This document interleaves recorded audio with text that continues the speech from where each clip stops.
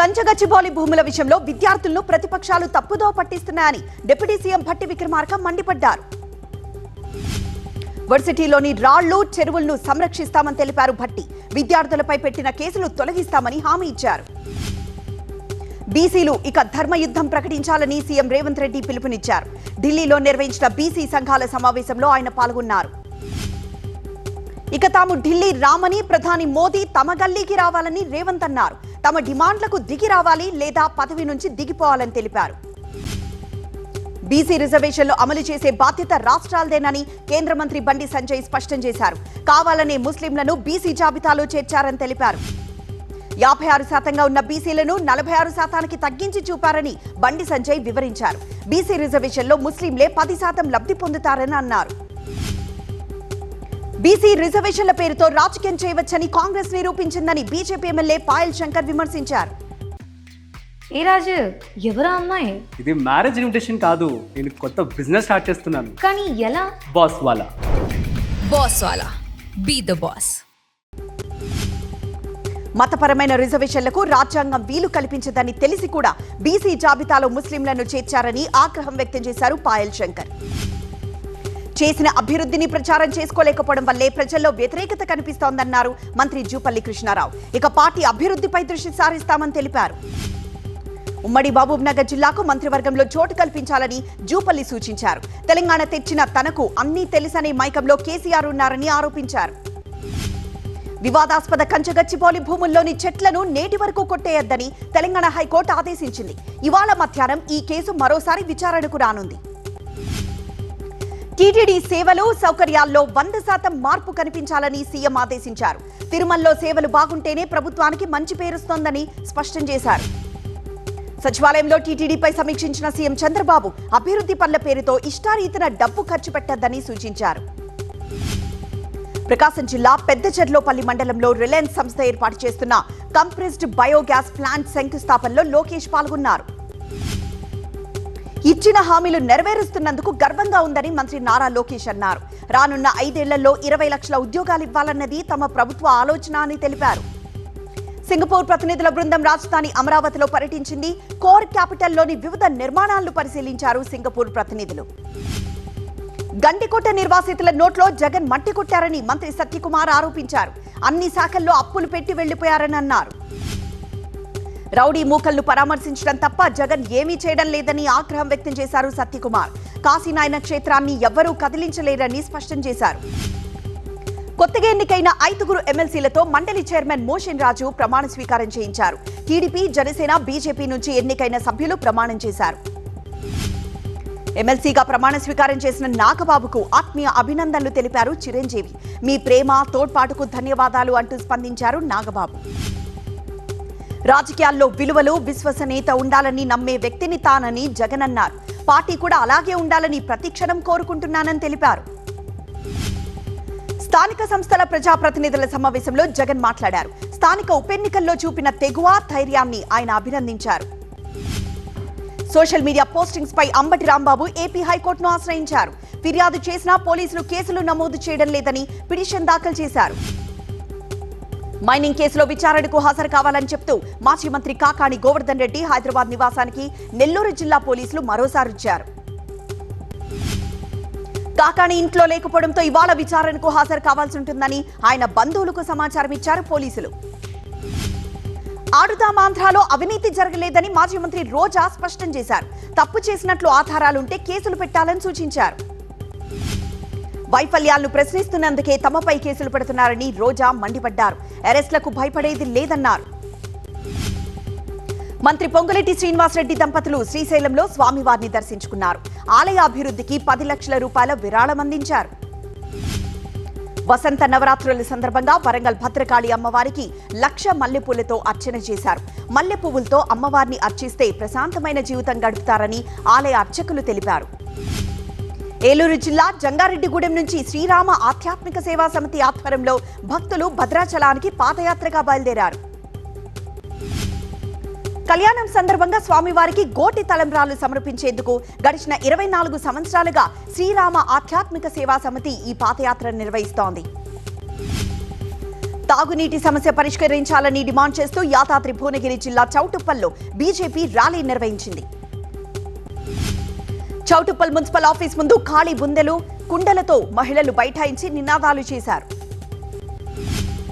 నాగర్ కర్నూలు జిల్లా Urkonda gang rape ఘటనలో 7 నిందితులను పోలీసులు అరెస్ట్ చేశారు. నిందితులకు కోర్టు రిమాండ్ విధించింది. నల్గొండ జిల్లా ఎడవల్లిలోని ఓ ఫామ్ హౌస్ లో మద్యం తయారీకి ఉపయోగించే 1500 లీటర్ల స్పిరిట్ ను పోలీసులు స్వాధీనం చేసుకున్నారు. ఈ స్పిరిట్ ను బ్రాండెడ్ బాటిల్స్ లో నింపి బెల్ట్ షాపులకు సరఫరా చేస్తున్నారని పోలీసులు అనుమానిస్తున్నారు. సత్యసాయి జిల్లా జీర్గేపల్లి అమ్మవారి ఆలయంలోకి రాత్రి వేళ 3 ఎలుగుబంట్లు చొరబడ్డాయి. తరచుగా ఎలుగుబంట్లు ఊళ్ళోకొస్తున్నాయని స్థానికులు తెలిపారు. రిలయన్స్ జియో ఇన్ఫోకామ్ లిమిటెడ్ చైర్మన్ ఆకాష్ అంబానీ తిరుమల శ్రీవారిని దర్శించుకున్నారు. తిరుమలలో గోశాలను సందర్శించి గోమాతలకు పూజలు చేశారు. తిరుమల భద్రతపై ఆందోళన వ్యక్తం చేస్తూ తిరుపతి ఎంపీ గురుమూర్తి ప్రధాని మోదీ, కేంద్ర హోంమంత్రి అమిత్ షాకు లేఖ రాశారు. తిరుమలలో భద్రత ప్రమాదంలో ఉందని లేఖలో పేర్కొన్నారు ఎంపీ గురుమూర్తి. పుణ్యక్షేత్రంలో పటిష్ట చర్యలు చేపట్టేందుకు కేంద్రం జోక్యం చేసుకోవాలని కోరారు. హైదరాబాద్ లో జర్మనీ యువతి అత్యాచార ఘటనలో నిందితుడు అస్లాంను పోలీసులు అరెస్ట్ చేశారు. పాస్టర్ ప్రవీణ్ పగడాల మృతిపై సిబిఐ విచారణ జరపాలని ప్రజాశాంతి పార్టీ అధ్యక్షుడు కె పాల్ డిమాండ్ చేశారు. గుంటూరులో 2 ఏళ్ల బాలిక మరణానికి బర్డ్ ఫ్లూయే కారణమని Indian council of medical research నిర్ధారించింది. బర్డ్ ఫ్లూపై కిలోమీటర్ పరిధిలో 18 టీంలతో టెస్టులు చేయిస్తున్నామని, ప్రజలు భయపడాల్సిన అవసరం లేదన్నారు మంత్రి సత్యకుమార్. తెలంగాణలో ఎల్ఆర్ఎస్ రాయితీ గడువు ఈ నెల 30 వరకు పొడిగించారు. 25% ఫీజు రాయితీతో పెండింగ్ ప్లాట్లకు రిజిస్ట్రేషన్లు చేసుకునేలా వీలు కల్పించారు. చిట్టీల పేరుతో 100 కోట్ల మోసానికి పాల్పడ్డ పుల్లయ్యను బెంగళూరులో అరెస్ట్ చేశారు సిసిఎస్ పోలీసులు. నిందితుడి ఇంటి భారీగా చేరుకున్నారు బాధితులు. విజయనగరం జిల్లా గజపతి నగరం నియోజకవర్గంలో టీడీపీలో భారీగా చేరికలు జరిగాయి. బి రాజేరు, గొల్లుపాలెంకు చెందిన 500 కుటుంబాలు టీడీపీలో చేరాయి.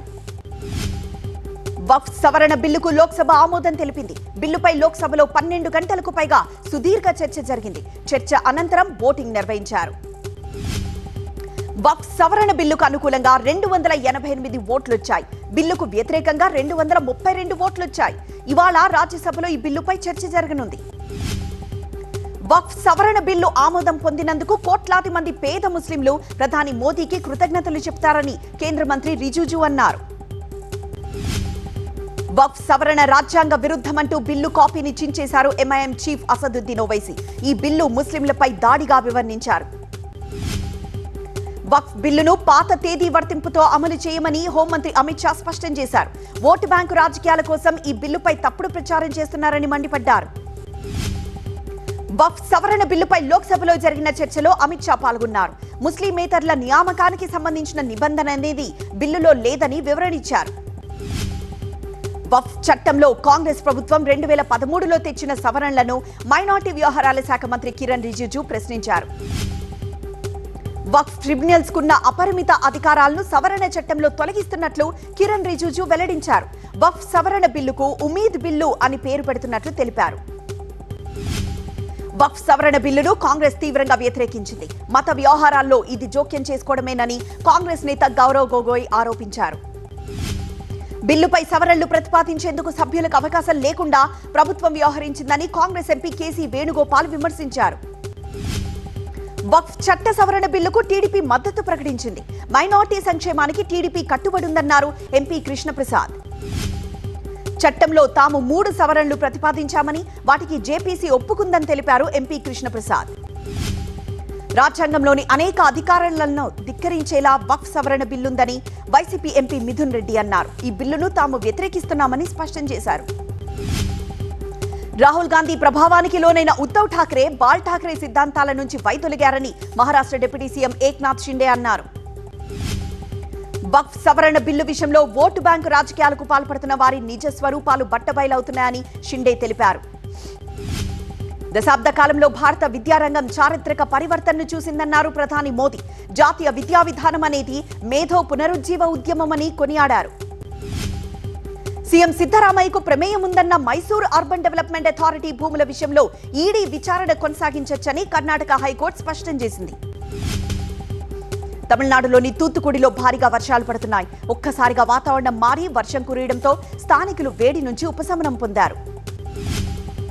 కీలక ఔషధాల ధరల పెంపును బెంగాల్ సీఎం మమతా బెనర్జీ తీవ్రంగా వ్యతిరేకించారు. పేద ప్రజల కోసం తక్షణమే పెంచిన ధరలు వెనక్కి తీసుకోవాలని కేంద్రాన్ని డిమాండ్ చేశారు.